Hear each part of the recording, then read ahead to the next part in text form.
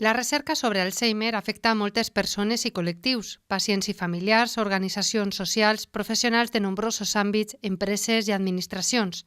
El projecte Alzheimer Conciencia, realitzat per la Universitat Jaume I, ha impulsat el diàleg entre aquests col·lectius i els grups d'investigació del campus a través d'enquestes, entrevistes online, taules de debat i grups de discussió. L'objectiu, alinear la ciència amb les expectatives i valors de la societat i especialment de les persones afectades.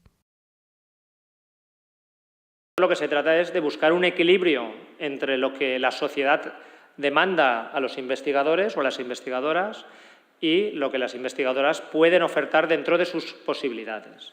De manera que a través de ese diálogo entre expectativas, necesidades y oferta investigadora seamos capaces de llegar a un acuerdo que nos permita avanzar y nos permita avanzar no desde la perspectiva de Torre de Marfil de las universidades, sino desde una perspectiva de diálogo e interacción sociedad-universidad.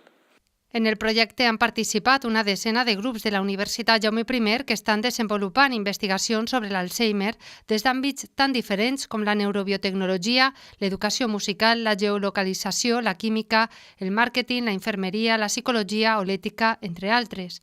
El diàleg ha permès enriquir les investigacions a través d'altres mirades. Hay muchas moléculas que tienen un efecto neuroprotector y estudiamos cuáles son esas moléculas, cómo funcionan, qué vías hay que incidir, qué es lo que realmente pasa antes de, para que sea una buena diana terapéutica y no otra. Es decir, es una investigación, lo que llamamos básica, ¿no? Es decir, muy ir a los fundamentos.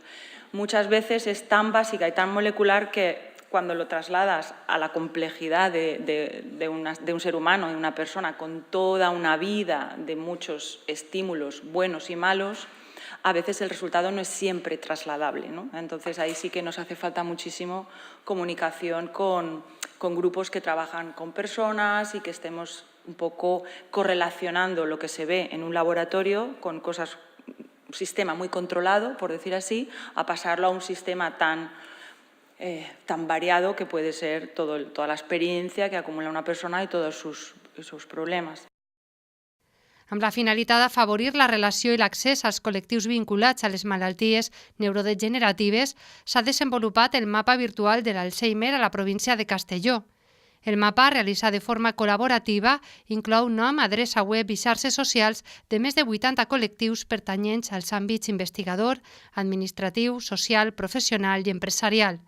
Des d'aquests col·lectius i de forma especial des de les associacions de pacients i els seus familiars, es destaca la importància que es compte amb la seva visió i experiència a l'hora d'investigar. No hay que tenerle miedo a las asociaciones de pacientes. Podemos ser buenas o malas, pero hemos de participar y queremos participar.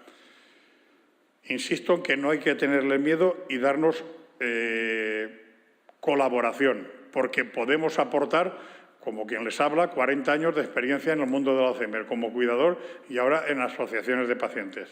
El projecte ha sigut finançat per la Fundació Espanyola per a la Ciència i la Tecnologia del Ministeri de Ciència, Innovació i Universitats i els seus resultats es recullen en la publicació Alzheimer y Diálogo, una experiencia para la investigación e innovación responsables.